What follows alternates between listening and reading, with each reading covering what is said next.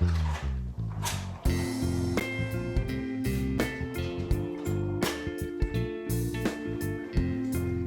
guys, I just got back, so let me set the camera up and we can get on with today's lesson.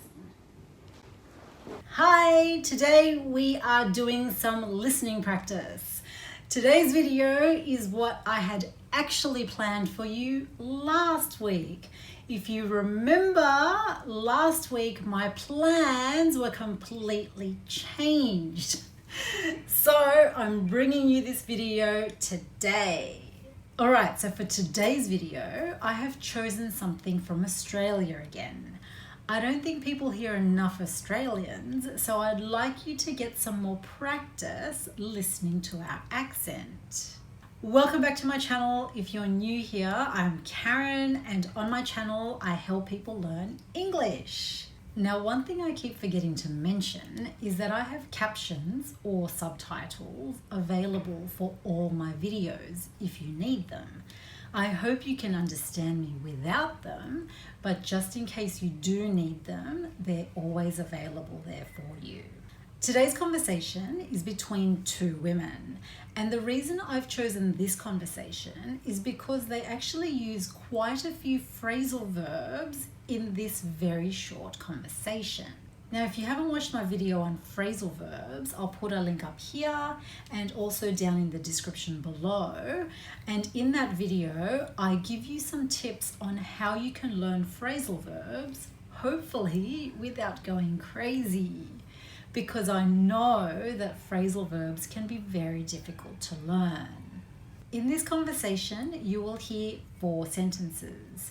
And in these 4 sentences, there are 3 phrasal verbs and 1 idiom.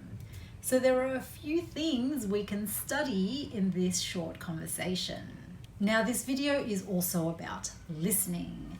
So as with all the other videos in my listening practice series, I'd like you to write down what you hear, and then at the end we can check your answer and also study what was said in this conversation. I'm going to play it 4 times, the first 2 times at the normal speed and the second 2 times at a slightly slower speed. I'd like you to listen out for the 3 phrasal verbs, and if you know some idioms, to listen out for the 1 idiom that they say in this conversation. All right, let's go. Don't freak out. Amazing has just turned back into disaster.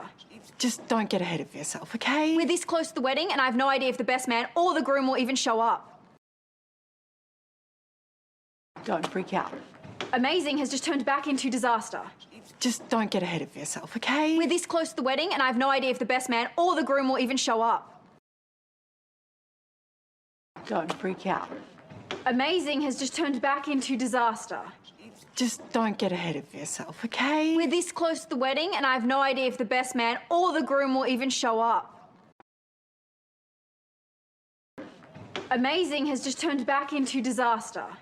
Just don't get ahead of yourself, okay? We're this close to the wedding, and I have no idea if the best man or the groom will even show up. How was that? I hope it wasn't too fast for you and that you were able to write down everything that they said. Now let's check your answer. Don't freak out. Amazing has just turned back into disaster. Just don't get ahead of yourself, okay? We're this close to the wedding, and I have no idea if the best man or the groom will even show up. How much did you hear? Was this a difficult listening exercise for you? Let me know in the comments below. Now, before we talk about phrasal verbs, I'd like to talk about the best man and the groom. So I'd like to talk about the different people who make up a bridal party. Now, if you already know the different people who make up a bridal party, or you don't care, then please feel free to skip to the next section on phrasal verbs. Now, what is a bridal party? At a wedding, it's the bride and groom and the other people who were with them during the wedding ceremony. So basically, these guys. Mainly these guys. We have the bride, the woman who's getting married, the groom, the man who's getting married. And over on the bride side, we usually also have the principal bridesmaid or chief bridesmaid or maid of honor if she's not married, or matron of honor if she is married. She can have many different titles. And then over on the groom side, we have the best man and the groomsman. Now you know all the different people who make up a bridal party. Now let's talk about the phrasal verbs that they use in today's conversation. Now in this conversation, they're obviously talking about a wedding. The first woman says, "Don't freak out." Now freak out, it's the first phrasal verb in today's conversation, and it means to suddenly feel excited or angry or upset or surprised about something. So basically it means to suddenly feel strongly about something. And so the first woman says this to the other woman because she doesn't want the other woman, who is probably her friend, to get freaked out or to get upset about the situation. And they're talking about a wedding in this particular situation. Then the second woman says, "Amazing has just turned back into disaster." So the second phrasal verb is to turn back. And here it means to return. So what she means here is originally at the beginning, they were in a bad situation. And then somehow, I don't know how, the situation changed and it turned into something amazing. So it turned into a really good situation.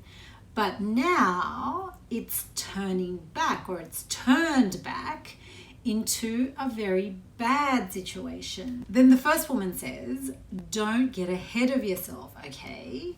So to get ahead of yourself, this is the idiom in today's conversation. And to get ahead of yourself means to do something too early or to do something before you're ready. So here she says to the other woman, who's probably her friend, she says to her friend, "Don't get ahead of yourself," because she doesn't want her friend to start thinking that something bad is going to happen, that the wedding may not happen or something like that, because it's too early to know whether something bad is actually going to happen here. So she says to her friend, "Don't get ahead of yourself." And the final sentence, "We're this close to the wedding and I have no idea." Have no idea. This is informal and it just means you don't know something. So she has no idea. She doesn't know. What doesn't she know? She has no idea if the best man or the groom will even show up. Show up. It's the last phrasal verb that they use in today's conversation. And it basically means to arrive somewhere where people are expecting you. And here she's talking about the best man and the groom showing up at the wedding. Will they be there? Will they show up? That's what she's worried about. Okay, so we learnt a few new words and phrasal verbs in today's video. So please keep practicing and using those phrasal verbs as much as you can. Please give me a thumbs up if you found this video useful, and please share this video with your friends if they're learning English too. It would really help me out. Thank you for watching today's video. I really appreciate your support. Keep practicing, stay safe out there, and I shall see you next time. Bye.